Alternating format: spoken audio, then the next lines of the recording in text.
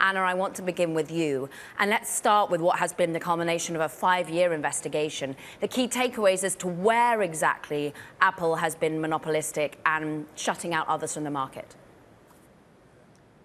Yeah, so we have been expecting this complaint for a long time. It started in 2019 under the Trump administration. And we see how Jonathan Cantor, the Assistant Attorney General for Antitrust, has really tried to tell a narrative with this complaint. He's really tried to not just lay out the facts of what he alleges is anti-competitive behavior by Apple, but tell it in a compelling way so that it's not just being decided in a court of law, but it's also compelling to normal consumers who love their iPhones, love their Apple products. They can look at this complaint and see that this is behavior that's in some cases causing them higher prices, that could give them less choice. So that's really the goal of this complaint that could also help its chances in a court of law.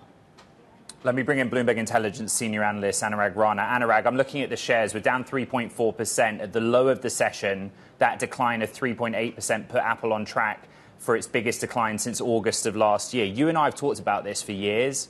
Is the markets finally starting to price in the antitrust threat that Apple is facing? I think as product slowdown, antitrust risk. I mean, Apple doesn't have much going on right now.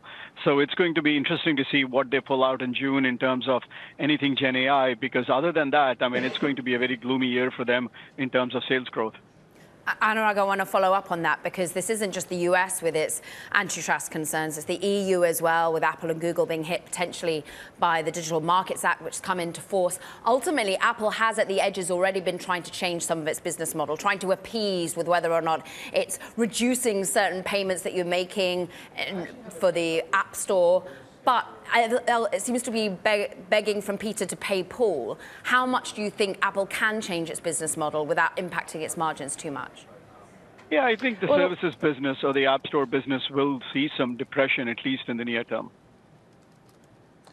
Anna, let's get back to this DOJ situation. I think it's worth for you re-explaining to our audience the basics here. The DOJ has been looking at Apple for like 5 years. It's the third time in a decade that they filed a suit. What are the specific allegations here? This really focuses on the iPhone and the way the iPhone business runs and acts as a kind of moat around the business. As a long-suffering Android user who's always the green bubble in the family group chat, you can see how there are certain things that benefit iPhone users in being interoperable with other Apple devices. So that's really the behavior that this complaint lays out. And it's interesting that Biden's antitrust enforcers came in kind of pushing the bounds of antitrust law and wanting to really look at the behavior of these big American, especially tech companies. But when it comes down to this complaint, the harm that is really being laid out is consumer prices, which of course is classic antitrust. So there's an interesting balance between pushing antitrust law as far as it will go and really sticking to the arguments that they think will be successful in court. Anna, as you mentioned, this has been long anticipated and has been going on for a long time. 5 years. It was under President Trump that this first investigation began. It's the third time, in fact, in 14 years that Apple has been focused on in this antitrust way from the DOJ.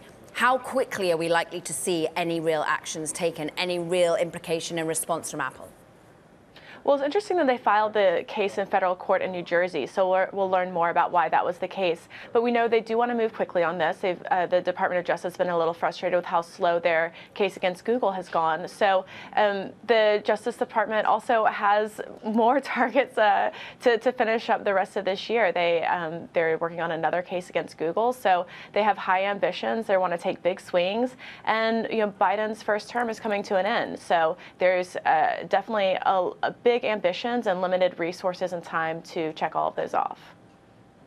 Anurag, you really see a threat of this giving consumers a window to jump to Android from iOS? Oh, no, I don't think that's going to be the case, frankly, because those things are extremely sticky from that point. I mean, I don't think one bubble is going to make a difference for people to jump from the other. Apple's really loyal customer base.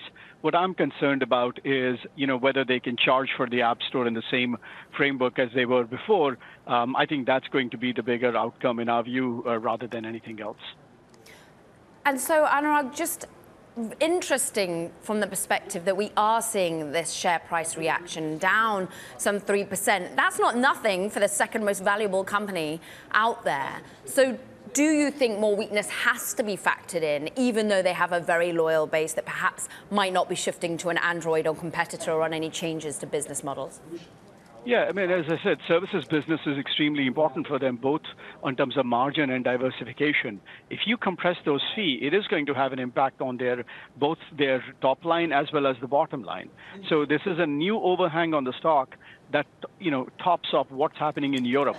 So there isn't much going on for Apple this year. Sales are growing, sales are not growing in terms of the products, and now the service is under pressure. So that's really what's happening here in our view.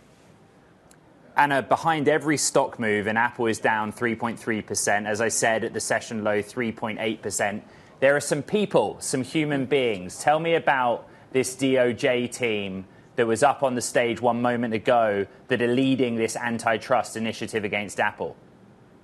Yeah, that's a great question. I mean, Jonathan Cantor came into the antitrust division being labeled, Google's foe. We knew that, he had his sights set on big tech. And that's part of this kind of neo-Brandesian school of antitrust that we see also at the FTC with Lina Khan, the commissioner there. So, they've, in some cases, really worked together to reshape the understanding of antitrust law and really try to show how corporate behavior, even corporations that are well-loved, that produce products that people really enjoy, their behavior results in higher prices for consumers. So we see this also from the app developers like Spotify, Match, Sonos, who have complained for years that Apple's behavior puts them at a disadvantage competing with products like Apple Music. So that's all a part of this equation and is all going to be tried now in a court of law, and we'll see how it comes out.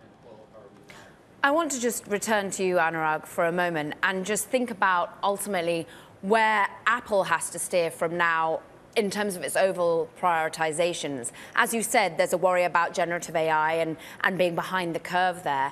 Will that stymie any relationship that it's trying to be brokering with Google? Will we still see sort of the ongoing build-up of Apple and its presence in generative AI and still trying to refocus the business when it is having to be distracted in this way?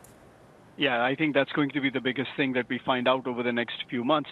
If they are able to pull off this, you could say, deal with Google, it's going to be symbiotic and beneficial for both the companies, and that has the potential to improve iPhone sales in the second half of this year. Barring that, there isn't much going on for Apple at this point, both in terms of, current status as well as, the outlook for second half.